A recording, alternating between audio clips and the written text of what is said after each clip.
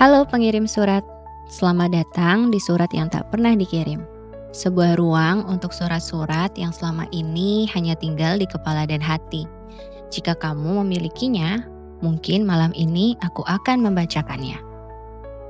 Disclaimer. Semua surat dalam podcast ini adalah fiksi. Namun bisa jadi sebagian perasaannya pernah singgah di hidupmu.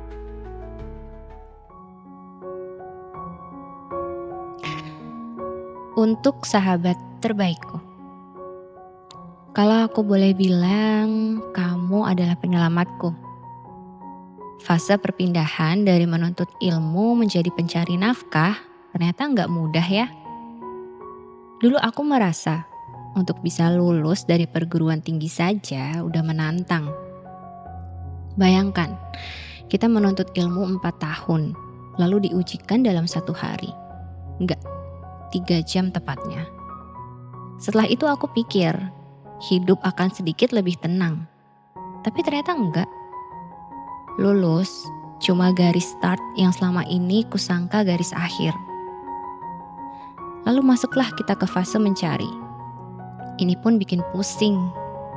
Bahkan sakit asam lambung yang dulu menyerang sebelum hari kelulusan juga datang lagi. Rasanya lucu ya. Padahal yang berubah cuma status.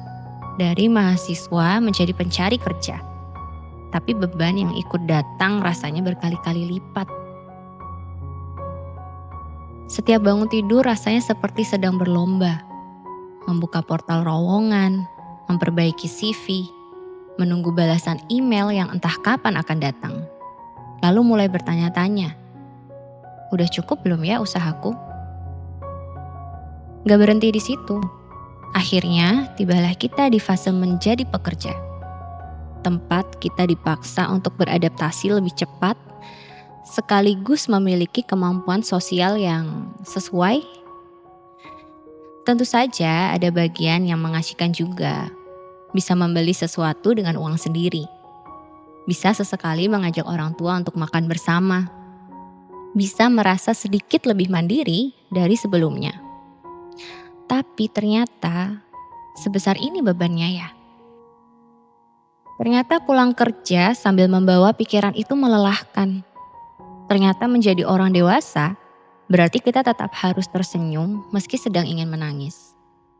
Ternyata ada hari-hari ketika aku hanya ingin kembali menjadi mahasiswa yang keluhannya hanya seputar tugas menumpuk. Anehnya, padahal kita berada di fase yang sama. Walaupun tentu saja tidak benar-benar sama. Tapi kok bisa ya kamu menyelamatkanku? Mungkin karena kamu ada di sana ya. Di kamar kos yang terasa sempit dan sepi jika sendiri.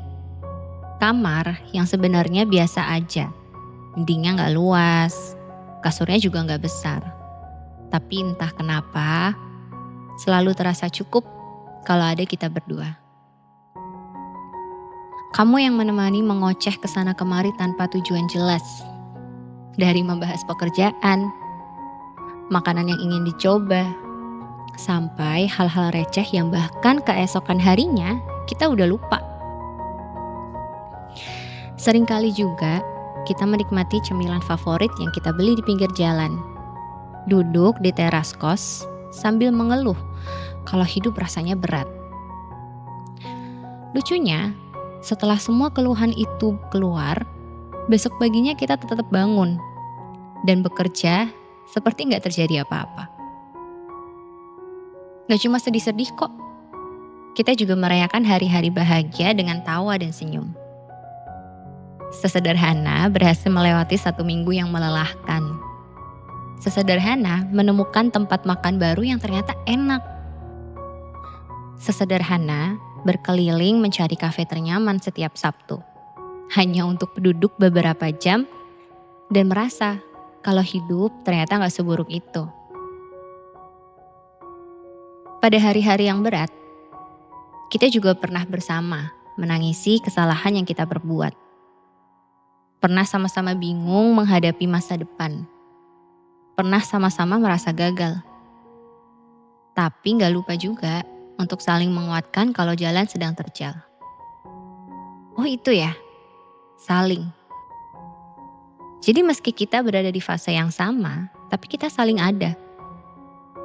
Tidak ada yang benar-benar lebih kuat. Tidak ada yang benar-benar menjadi penyelamat seorang diri.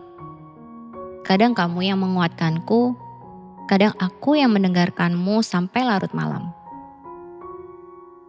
Mungkin memang begitu caranya bertahan di usia 20-an.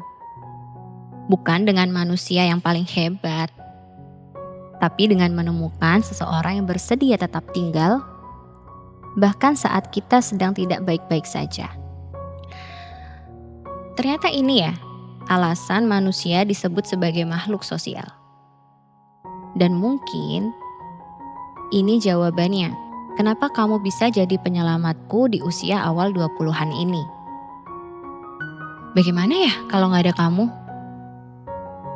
Mungkin aku akan menikmati tahun baru itu sendirian di kamar kos. Mungkin jatah 20.000 kata per hari itu gak akan pernah terpenuhi. Mungkin aku kemana-mana akan sendirian di kota perantauan ini. Mungkin gak ada kita yang berkeliling mencari kafe ternyaman setiap Sabtu. Mungkin gak ada seseorang yang bertanya, udah balik, jalan yuk, setelah hari yang panjang. Dan mungkin aku tetap akan baik-baik saja.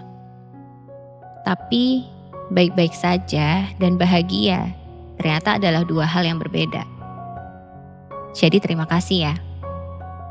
Karena tanpa pernah kamu sadari, di tengah fase hidup yang sama-sama membingungkan ini, kamu sudah menjadi tempat pulang yang bahkan tidak pernah aku minta.